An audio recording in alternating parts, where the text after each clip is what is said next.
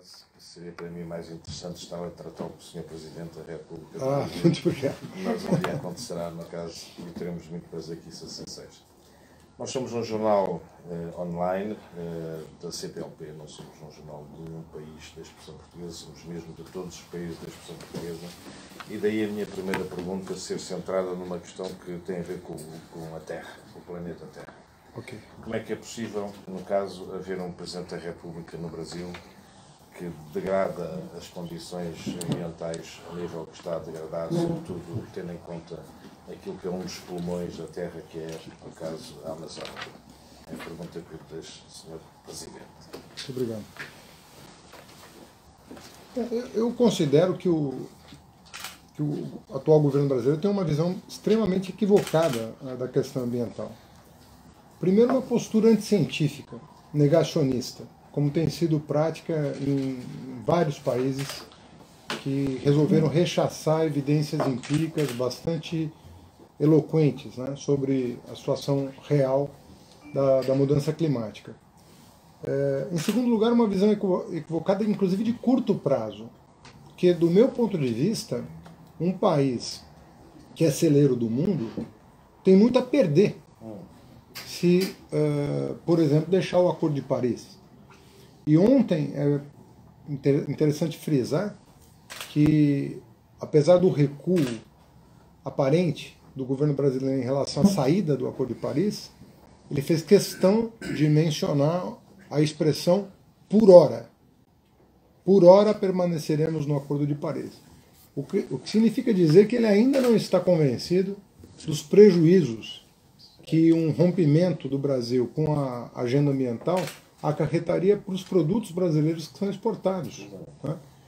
Veja que a Arábia Saudita ontem, por outras razões, descredenciou frigoríficos brasileiros em função da ameaça de transferir a Embaixada de Tel Aviv para Jerusalém. Ou seja, na minha opinião, o governo não está bem situado do ponto de vista internacional.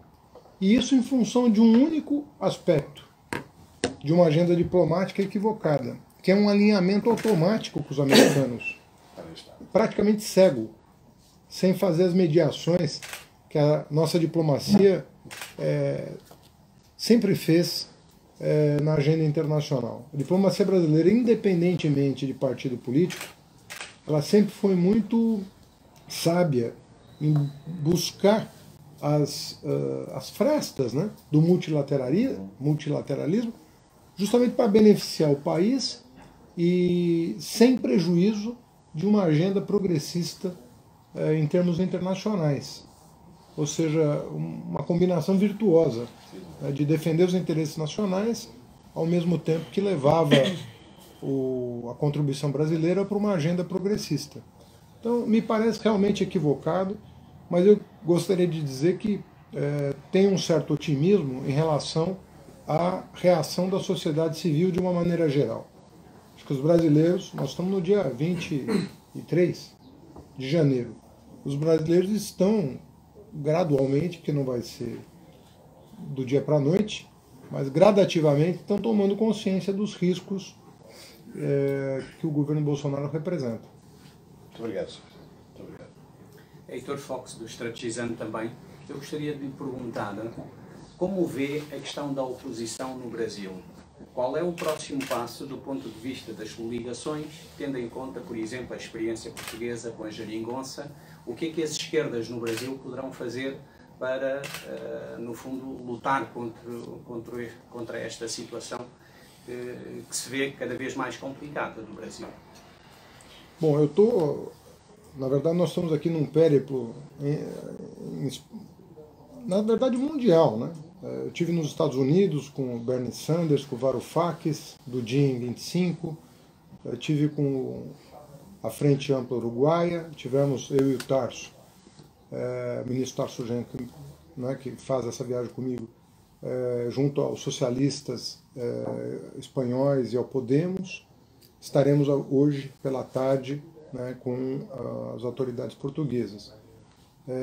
Qual é o nosso objetivo? É ver que essa não pode ser uma preocupação do Brasil, da oposição brasileira apenas. Porque há uma escalada da intolerância em nível global. Veja um país que foi constituído muito fortemente por imigrantes, sair do Pacto de Migração da ONU. O Brasil jamais faria isso em condições normais de temperatura e pressão. Foi um gesto, de novo, de automatismo, né? Macaqueando as decisões tomadas pelos americanos sem nenhuma reflexão, sem nenhuma... inclusive porque nós somos exportadores líquidos do ponto de vista da migração. Tem mais gente saindo do Brasil do que chegando ao Brasil. Então nós tínhamos que repensar a nossa condição, que é completamente diferente da europeia, que é completamente diferente da americana, inclusive. Nossa situação é outra. Mas o automatismo, né, essa visão macaqueada para parecer desenvolvido, né, sem levar em conta as nossas especificidades, né. Então eu penso que a agenda é uma agenda global, né, para refrear o avanço do obscurantismo, do anticientificismo, do anti-intelectualismo, que está tomando conta de países, inclusive, desenvolvidos. Nós, na Espanha, chegamos a conversar com o Zapatero, com o Felipe González, sobre o fortalecimento do Vox, né? E se havia algum temor de que isso pudesse se refletir nas eleições próximas, né? E todos apreensivos com o uso das redes sociais, disseminação de fake news, né? O WhatsApp, infelizmente, tomou providências apenas essa semana, providências que foram pedidas há mais de 6 meses, e o Brasil foi vítima aí de as eleições brasileiras foram palco de um ambiente degradado, né, de calúnias, difamação, uma coisa impressionante. Então, há uma preocupação muito grande, inclusive com os métodos da extrema-direita. Não é apenas com a mensagem. A mensagem é péssima, mas os métodos não são melhores. Então, nós temos que cuidar. E dentro do Brasil, nosso objetivo na verdade, trabalhar em 2 frentes. Uma frente mais ampla, que defende, eu diria, uma agenda de 200 anos, que é dos direitos civis, políticos, sociais, ambientais, e que pode congregar, inclusive, setores esclarecidos da centro-direita, né? E uma agenda que não é tão ampla quanto essa, que diz respeito especificamente à soberania nacional e aos direitos sociais, que aí a centro-direita não concorda conosco na defesa dos trabalhadores, na defesa dos sistemas universais de serviço público, segurança, saúde, educação, e muitas vezes não tem uma visão estratégica da nossa inserção no concerto das nações, e imagina que um acoplamento sem mediação, pela venda do patrimônio, das reservas, vai nos fazer ricos, quando na verdade vamos voltar à situação de país colonizado. Muito obrigado. Cristina Ferreira, da Agência de Notícias de Portugal. Pergunto se este périplo europeu mundial que fala faz parte de um plano futuro para vir a disputar a liderança da PT? Não há conexão com isso, né? Até porque eu não sou propriamente dirigente formal do partido, né? Sempre fui professor, um professor disponível para um projeto coletivo. Mas passa pelos seus planos de disputar a liderança do PT? Não passa. Passa pelos meus planos recolocar a esquerda numa situação de diálogo com a sociedade para evitar que decisões equivocadas sejam tomadas em nome do país. Eu vejo... Nós temos um presidente visivelmente despreparado para o cargo. Ontem, o episódio de Davos deixou claro o despreparo, né? Isso inquieta a parte mais bem informada da sociedade brasileira, que vê com muita apreensão. Nós não esperávamos coisa muito diferente, porque sabíamos desde sempre que o despreparo era evidente. Uma pessoa que, ao longo de 7 mandatos na Câmara dos Deputados, nunca se fez notar por virtudes, sempre se fez notar pela postura caricata, pela forma indelicada de se dirigir aos pares e a quem pensava diferente. Então, não é surpresa para nós. E eu fico até, de certa maneira, perplexo de ver que parte dos seus apoiadores hoje se mostram surpresos, né, com aquilo que já se imaginava o caso. Então, não é, a minha pretensão é de colaborar para que a oposição haja democraticamente, né, mas em proveito de um projeto alternativo para o país. Fernando Moisés, mais uma vez, eu queria falar um pouquinho dessa questão mais caseira mesmo em casa, falar de Congresso Nacional com você, ouvir um pouquinho a sua opinião.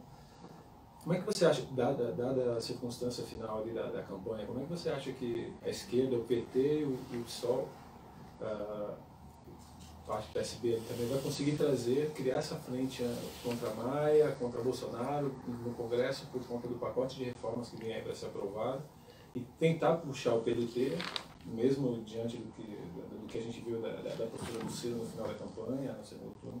Como é que você acha estrategicamente, uma questão muito técnica, assim, como é que você acha que a esquerda tem essa estratégia de criar esse bloco, tendo em vista como é que a gente vê hoje a configuração do Congresso? Olha, a criação tem que ser programática, para ela ser legítima e funcionar bem. Tem que ser programática. PSB, PSOL e PT me parecem que estão reunidos em torno desse projeto, estão fazendo um gesto de aproximação com outros 3 partidos, que é justamente o PDT, o PCdoB, e obviamente que a Rede tem mantido uma posição muito interessante, até por conta da pauta ambiental, a regressividade da pauta ambiental se combina com a questão indígena, porque essas coisas estão ligadas, né? Ela é tão forte que, obviamente, que jogou a Rede com uma posição crítica em relação ao governo. Então isso nos torna em um grupo de 6 partidos que tem muita condição de oferecer alternativas e de fazer a boa oposição. A boa oposição quer o bem do país, né? Mas pensando de forma diferente do governo. Esse é o papel da oposição. O papel da oposição é apresentar alternativas melhores do que a do governo. É isso que nós faremos. Nós vamos apresentar. Se o governo propuser uma reforma tributária, nós vamos apresentar a nossa. Nós não somos contra a reforma tributária. Mas nós somos a favor de mudar a regressividade dos tributos no Brasil. Se o governo for isentar os ricos que já não pagam impostos de impostos, nós vamos ser contra. Isso não é ser contra o Brasil, isso é ser a favor de um outro país, né, mais justo. Então, se o governo não atacar os privilégios na reforma previdenciária e fazer a carga do ajuste recair sobre os mais pobres, nós vamos apresentar uma alternativa. Mas a bem do país. Então é sempre... O nosso objetivo será sempre esse. Reunir pessoas que tenham alternativas que representem, na nossa opinião, um avanço em relação ao status quo. Sou Carlos Hortman, do Brasil 247. Minha pergunta vai em 2 sentidos. Eu tenho estudado com cientista social, estou fazendo doutoramento cá, acerca do processo da esquerda europeia e a esquerda brasileira. Eu queria então ver com os partidos de esquerda que realmente sobreviveram à conjuntura mundial nesse momento, são os partidos que radicalizaram um pouco mais a sua luta. Então, apoiando um pouco na sua fala de ontem, em que falou que a direita, quando veio a crise, teve o discurso pronto. Será que justamente ela conseguiu apanhar a grande parte da classe trabalhadora justamente por fato de não ter se afastado das bases? Não seria uma das nossas análises que temos que fazer hoje como esquerda, de modo geral? Olha, isso pode ter até acontecido, mas não me parece o fator preponderante. Eu acredito que o fator preponderante foi de que nós estávamos ainda acendendo vela para defunto ruim, né, e não nos preparamos para a crise do neoliberalismo que estava anunciada desde o final dos anos 90. Desde o final dos anos 90, você tomar a literatura crítica disponível, ela dizia, olha, essa desregulamentação financeira vai levar a uma crise financeira global. Isso é o que se dizia à época. Os especialistas todos vendo o processo de, basicamente, de desmonte das instituições de Bretton Woods, estavam verificando que nós estávamos destinados a uma crise financeira internacional para a qual não havia solução fácil, porque as políticas keynesianas clássicas, elas não conseguem se firmar no plano global, elas foram pensadas para o Estado-nação, pós-Segunda Guerra Mundial. Então a governança das finanças globais era um pressuposto das políticas keynesianas nacionais, que eram nacionais. Então já estava dado que havia uma grande chance de crise financeira, que veio acontecer em 2008. Mas a literatura econômica crítica desse período anterior, digamos entre fim dos anos 90, começo dos anos 2000, toda ela dizia: vai acontecer uma crise financeira. E apontava a existência de bolhas especulativas no mercado de commodities, no mercado imobiliário, no mercado acionário, e assim, que é a mesma bolha. A bolha especulativa é uma só. Ela atinge vários mercados, mas ela é uma só. Isso já estava dado. Então, a esquerda mundial tinha que ter se preparado para esse momento. Quando eclode a crise financeira, a esquerda não tem discurso propositivo, só tem discurso crítico. Está vendo? Avisamos. Mas não tem um discurso propositivo. Quem entra com um discurso fácil e errado, porque intolerante, porque obscurantista, é a extrema-direita. De lá para cá, só a extrema-direita tem ganhado espaço no cenário político internacional. Então, na minha opinião, é menos a questão de conexão nesse sentido e mais a questão da narrativa da crise. Aí veio nós não somos contra a globalização, nós somos contra o globalismo. Começa a se criar conceitos sem explicar. Isso tudo obra da extrema-direita. E, obviamente, os métodos. Nós não podemos aqui descartar a forma que eles escolheram para disseminar a sua visão de mundo. Escolheram uma forma tosca, que atinge milhões de pessoas, de fácil assimilação, e se valendo de estratagemas aí bastante questionáveis, do ponto de vista da comunicação pública. Bom dia, Haddad. Meu nome é Stephanie Costa. A gente trabalha na Red Flow, que é mídia alternativa, e a nossa linguagem é com o público jovem, né? Então eu gostaria de aproveitar essa oportunidade para falar um pouco sobre isso. Recentemente a gente teve vários episódios constrangedores no Brasil. Tivemos aí a passagem do Roger Waters no Brasil, que foi constrangedor. Tivemos agora também o fim do Ministério da Cultura, né? Que foi assim eu acredito que foi um impacto, né? Então eu gostaria que você falasse um pouco, né, dessa sua opinião em relação a esse enfraquecimento cultural que a gente tem no Brasil, principalmente, né, como você é professor, principalmente nos mais jovens, das novas gerações. Quais são os reais impactos que a gente vai sofrer com essa perseguição à cultura, perseguição aos músicos? Porque muita gente acha que música e arte e tal não se misturam. E não é bem assim, tem tudo a ver. Então eu gostaria que você abordasse em relação a esse tema. Na verdade, a política, a cultura e a ciência bem feitas é o campo da criatividade e da inovação. É onde o melhor da humanidade aparece. Né? Esse governo tem medo da política, da cultura e da ciência. Por quê? Porque é o campo da crítica, por excelência. É o campo da contestação, é o campo da inovação, é o campo da mudança. Né? Então, por definição, esse governo teme essas esferas autônomas e incontroláveis da atuação humana. Né? Por isso que ele ataca tão fortemente essas áreas. Né? Ataca a oposição, como se a oposição não tivesse legitimidade para se colocar, ataca a classe artística, né? e ataca os fundamentos da ciência. Né? Como se a física pudesse ser ideológica. Né? Então, é uma situação realmente complexa. Né? A escola laica no Brasil está ameaçada. Né? Nós temos um presidente que quer ele próprio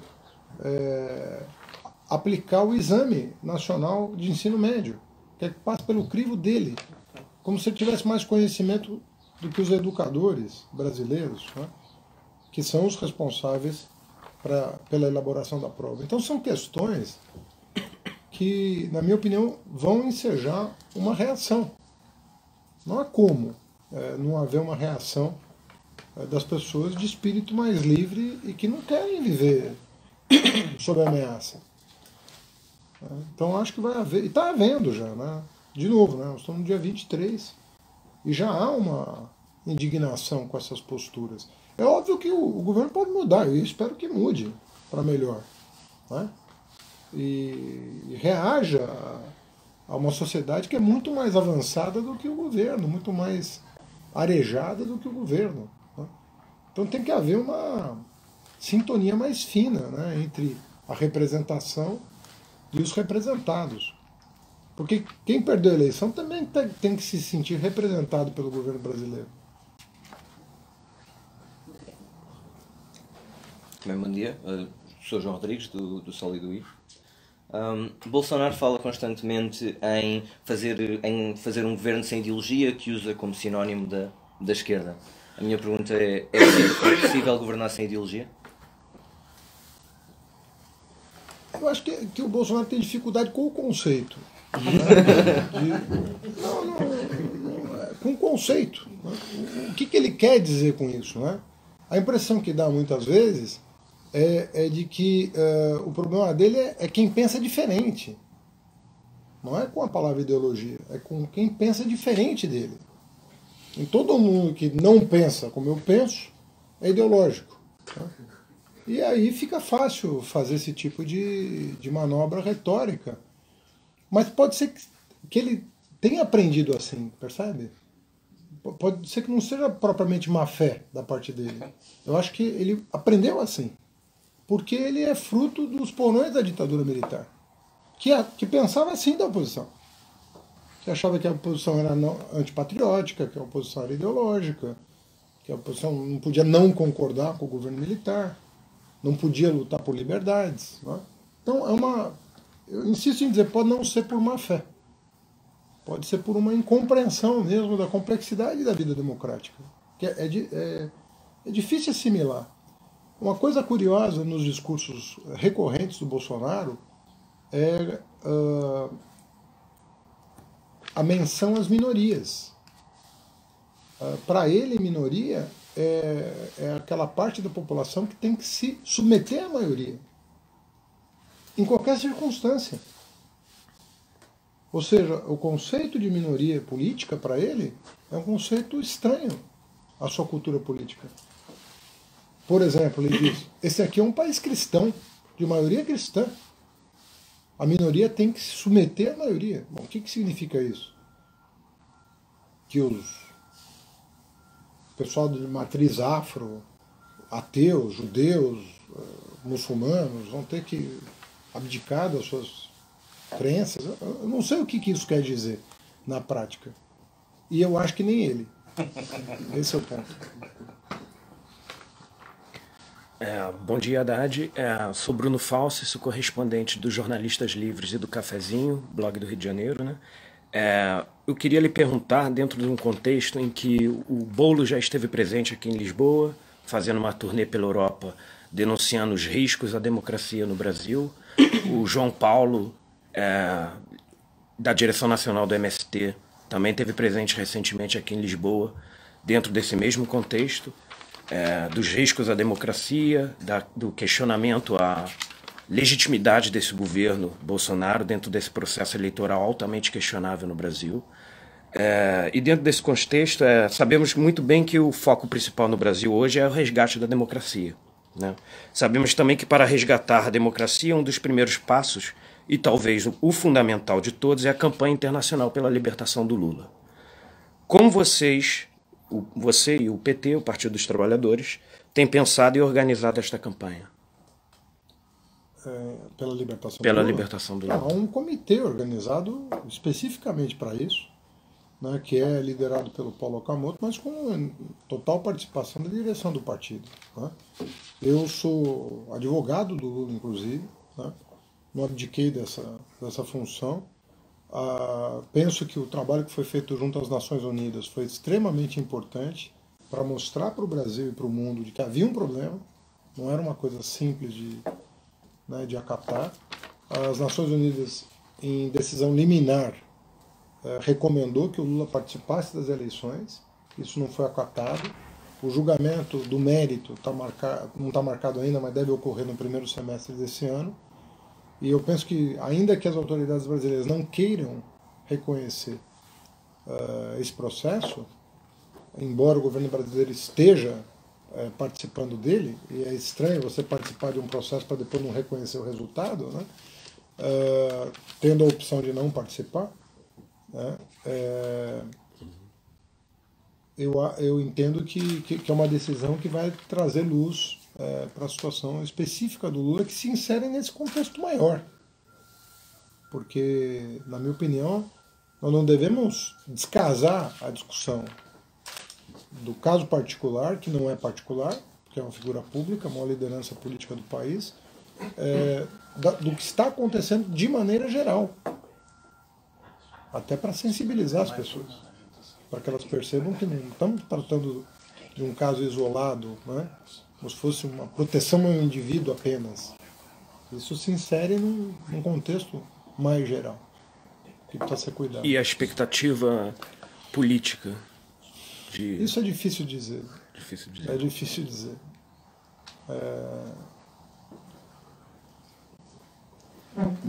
Temos que ver qual vai ser a evolução, né? A correlação de força. É isso? Obrigado, Haddad. Só tem mais uma aqui que ele pediu aqui. Mais uma? Peço imensa desculpa. Vai ser Como muito você for o rápido. primeiro, você encerra. Peço desculpa. Mas há uma questão importante, penso que para todos nós. E vamos ter um Lula com o Prémio Nobel ou não vamos ter um Lula com o Prémio Nobel? Pois é, ainda está em tempo de vocês assinarem a petição, né? Eu já assinei. Já assinou? Eu também. E, bom, tivemos aí, temos praticamente 500 mil assinaturas, dentre as quais de 2 prêmios Nobel. Né? Eu não sei qual é o trâmite interno da escolha, não sei quais são os critérios utilizados pela comissão que define. Mas o Lula já foi cogitado para esse prêmio algumas vezes. Né? Eu cheguei a presenciar a visita de alguém da comissão de Estocolmo junto ao Lula. Eu presenciei o encontro, não participei, mas presenciei o encontro inicialmente. Então o Lula já foi cogitado, né? pelos feitos do seu governo contra a miséria, contra a pobreza, pela educação. Foi o presidente que mais investiu em educação, o presidente que mais acesso à escola técnica, à universidade. Né? Eu e o Tarso fomos ministros da educação do governo Lula e sabemos o que representou o seu compromisso com a educação, até por ter sido privado desses direitos, no caso do Lula. Né? Então a vida pessoal dele se confunde um pouco com a do seu governo, né? No combate à fome e no acesso à educação. São duas coisas que ele viveu na pele. Né? Muito de um e pouco de outro, né? Muito de fome e pouco de educação. Então eu penso que, enfim, uma bela iniciativa, né, popular, mas eu não conheço internamente os critérios. Mas vou torcer. Muito obrigado. Muito obrigado.